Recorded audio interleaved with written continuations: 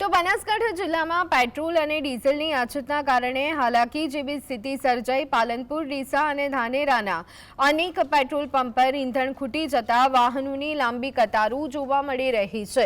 24 કલાક વેચાણ ચાલુના બોર્ડ લાગેલા હોવા છતાં અનેક પંપ પર ઈંધણ ઉપલબ્ધ ન હોવાને કારણે વાહન ચાલકોમાં ભારે રોષ ફેલાયો છે। કેટલાક લોકો તો વાહનો પંપ પર મૂકીને જ પરત ફરી ગયા।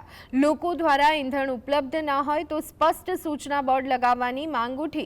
ઈંધણ સંકટને કારણે પરિવહન અને રોજિંદા જીવન પર પણ અસર પડી રહી છે।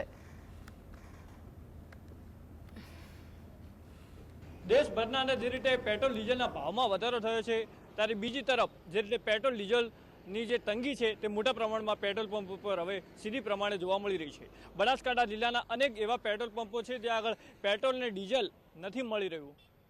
વહેલી સવારથી લોકો આવતા હોય છે, જો કે પરત પણ જતા હોય છે, કારણ કે પેટ્રોલ અને ડીઝલનો જે જથ્થો છે તે પેટ્રોલ પંપ પર પૂરતો માત્રામાં નથી અને તેના કારણે ક્યાંક બાઇક સવારો હોય છે તે પોતાનું વાહન પણ મૂકીને જતા હોય છે અને એવી આશા પણ રાખતા હોય છે કે થોડીક ક્ષણોના અને ક્યાંક થોડાક સમયના અંદર આવશે। જોકે જે જોવા મળે છે આ પ્રકારે પેટ્રોલ ડીઝલનું વેચાણ 24 કલાક ચાલુ છે। જોકે આ પ્રકારના બોર્ડો તો લગાવવામાં આવે છે પણ પેટ્રોલ અને ડીઝલ હોતું નથી। જોકે સંચાલકો દ્વારા પેટ્રોલ ડીઝલ નથી તેવા બોર્ડો પણ હવે લગાવવાની જરૂર છે, જેના કારણે લોકો છે તે લોકો ધર્મનો ધક્કો ન ખાય।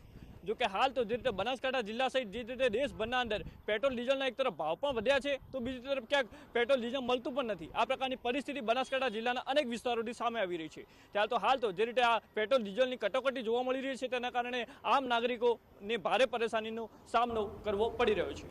ધ્રુવ પરમાર, GSTV, બનાસકાંઠા।